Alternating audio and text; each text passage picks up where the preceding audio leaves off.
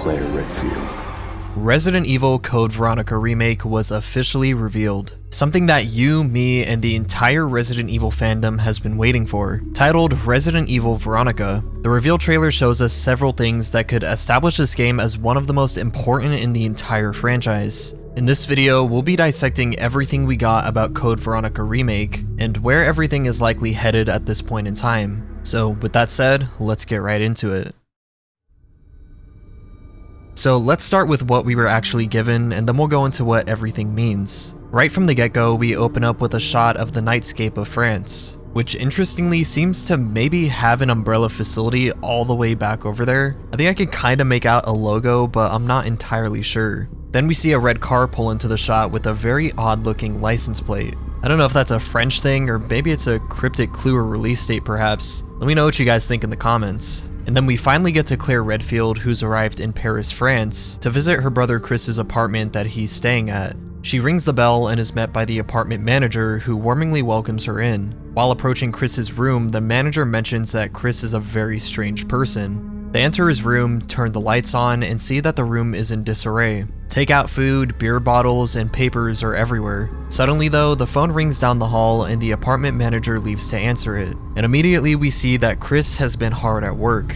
His workspace looks like that of someone stressed who's investigating something. We see cigarettes, some kind of pills, a lighter, and a professional camera, as well as folders and documents, a tape recorder, walkie-talkie, and a dumbbell on the floor. Cause I mean, how else is he gonna be able to punch boulders in the RE5 remake? But suddenly, Claire hears a slow knock at the door. She looks out the peephole, but is startled to see that no one's there. When she opens it, she's immediately grabbed by a man wearing a gas mask who tells her not to move. He also calls her by her name, suggesting that he already knows everything about her. We're then met by a collage of scenes showcasing different parts of the game.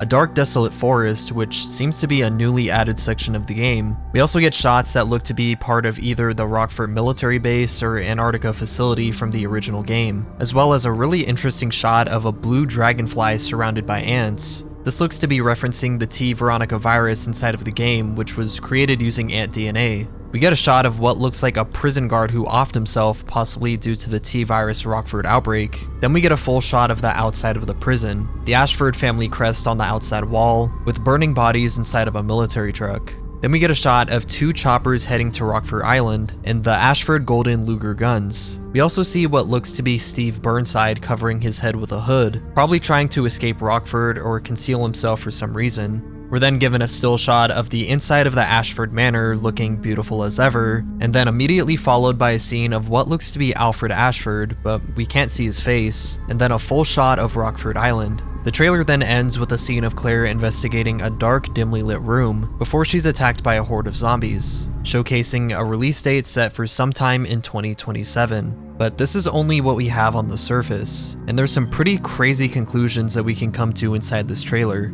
The obvious one is Hunk is officially back inside Resident Evil, which keep in mind he was never shown in the original Code Veronica, which means they could be giving him some sort of extended lore inside of the game and fleshing out his relationship with the Umbrella Corporation. Although he was never shown in the original game, he is briefly mentioned only inside of a file in Resident Evil The Dark Side Chronicles. The file revealed that Hunk wrote a message to Alfred Ashford, confirming that he shipped a large capsule from the Antarctic base to Rockfort Island, which carried an unknown BOW. He asked Alfred what was inside because not knowing posed a serious threat to him and his team. Little did he know a large T-078 Tyrant was actually inside, which was being shipped to the island in preparation for an attack on the island's facilities by a rival corporation. But that is literally all we know of Hunk having any connection to Rockfort. It's looking like in this trailer, he's actually the one who kidnaps Claire and takes her to the prison island to be silenced for investigating Umbrella's secrets. Being a survivor of Raccoon City, she knew firsthand the disaster created by Umbrella, so it's looking like Umbrella told Hunk to track her down and kidnap her.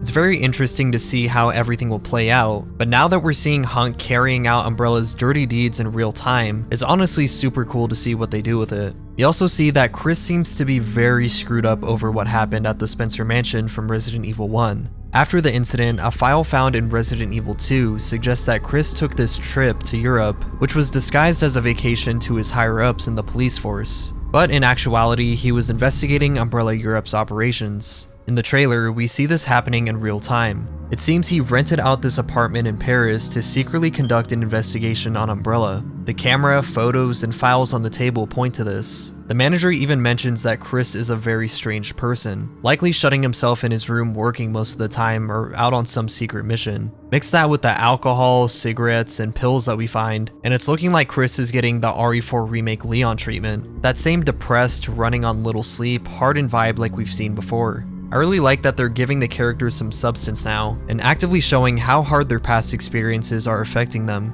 We also don't know where the hell Chris is in the trailer. He's not shown at all.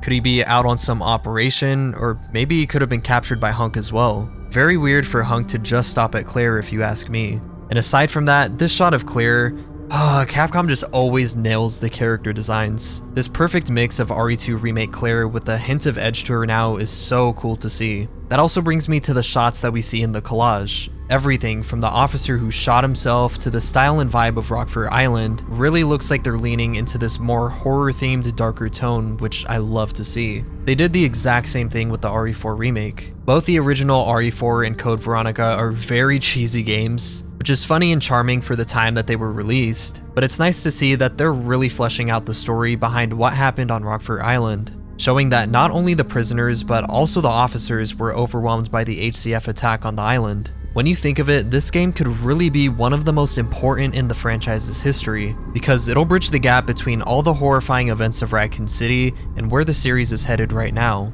We already see this happening with them extending on Hunk, which already bridges to RE9, who also makes an appearance in the game. Not to mention the potential that this game has to be one of the darkest in the entire series. Just think of it. Claire gets kidnapped by Hunk and is taken to a prison island that is ruled by a psychopath who dresses as his sister and tortures and murders the prison population. Only then for a bioterrorist attack to hit the island, spreading the T-virus as prison guards and inmates rip each other apart. All while you have shit like this waiting to tear you apart from the shadows, all in remake format. And this is just the beginning. We have still yet to see Wesker, Alexia Ashford, as well as Alfred Ashford and Steve Burnside in their entirety. It's just really looking like this could be a great installment to the series, and I'm so excited for it. But that is the full trailer breakdown of Resident Evil Veronica. If you guys enjoyed, a like and sub would be really appreciated, but thank you so much for watching. If you want to know even more about Code Veronica, I just did a video that explains the entire lore of the original game in preparation for the remake, so you can click on that right here. But take care, and I'll see you in a new one very soon.